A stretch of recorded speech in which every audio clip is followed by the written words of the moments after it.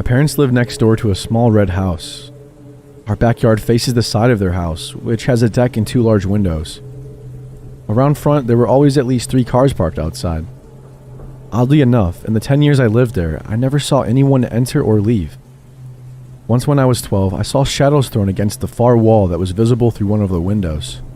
When my sister moved out, I took her bedroom, a large open converted space in the basement, which had a door and an outdoor stairwell, which led to the backyard. The door had a small window on it, which my sister had covered with a Pulp Fiction poster.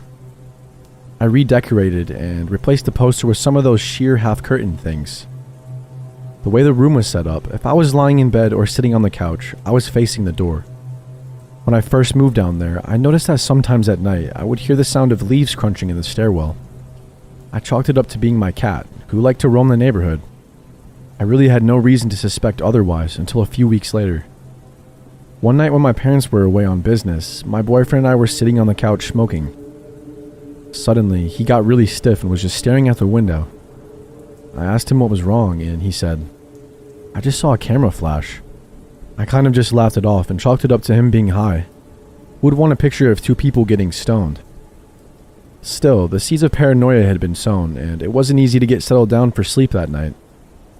I kept looking at the gap between the curtains. There was no light at the bottom of the stairs, so if someone really was down there, I'd be none the wiser. At around 3, I heard the distinct sound of leaves under heavy boots. Definitely not a cat. I don't know what made me decide the best course of action was for me, standing all of 5'3", to confront a potential stalker myself. I didn't even put shoes on. I just threw the door wide open. There was no one in the stairwell, so I ran up the stairs and into the backyard. Suddenly, there was a man in his mid-40s, maybe 6 feet tall, and wearing one of those mechanic jumpsuits. He was holding a chunky, outdated digital camera. We stood there for a second, just looking at each other. He seemed quite confused when he saw me. After what felt like an eternity, I remembered how to speak. "What the hell are you doing?" My voice seemed to startle him, and he immediately turned and ran through my backyard, towards the red house and into the dark.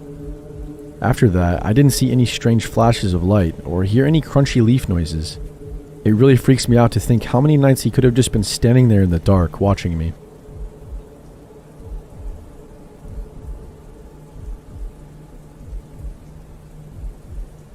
During my senior year in college, I was following a particular politician, and I was going to rallies and other events in my spare time.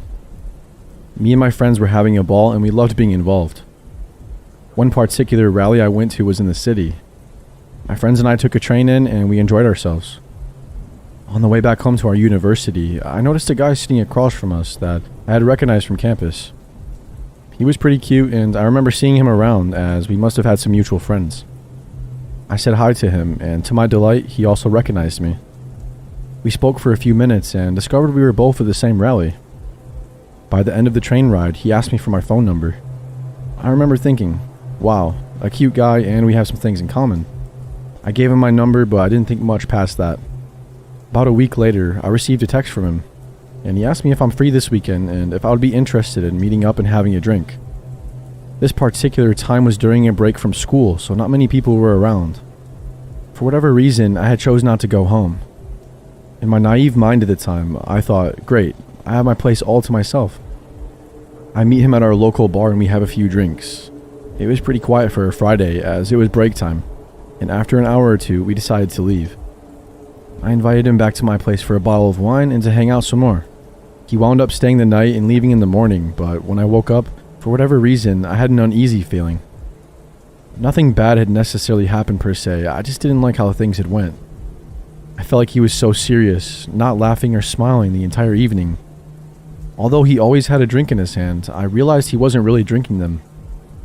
The entire evening, he was kind of shifty and nervous. The only way I can describe it is like he was on a mission and waiting for something. These were all red flags to me. I felt bad, but I was just not interested in this guy. To my relief, he didn't text me for a while after that, and I assume he came to the same realization that it just wasn't a good match. That is until about 2 to 3 weeks later. He writes me a message telling me that he's been busy but really wants to meet this weekend and catch up. This particular weekend, my older sister was having a large party for her husband's birthday at their house a few towns away. A few of my friends and I were going, and there was always a large group of people there at the parties, about 50 to 60. Now let me be clear, these parties were not your typical get wasted and stay up till the cops get called type of college parties. They're more of an adult type party, given my sister's husband is fairly older than us. Don't get me wrong, there was plenty of drinking going on. They were very fun, just more of an adult type barbecue with day drinking. Me and my 2 girlfriends were going to spend the night, as I was going to drive there, but obviously we would be drinking. The party started early at 12 p.m. Against my better judgment, I invited him to the party, thinking it couldn't hurt. I gave him the address and time. He seemed very interested and agreed to come. The day of the party was really fun, and my friends and I were having a blast. I must admit, I did have a sinking feeling, and I was not looking forward to seeing this guy now. Then to my absolute and utter relief, I get a text from him saying that he will be unable to make it. I could finally relax and enjoy the party. By about 12 a.m., everyone is exhausted from a day of full-on drinking, and the party is winding down. Most of all the guests have gone home except my friends and I and a few other guys, friends of my sister's husband who were also sleeping there, and of course, my sister and her husband. My sister has 1 guest room which was taken and a fully carpeted and finished basement. We had various blankets and pillows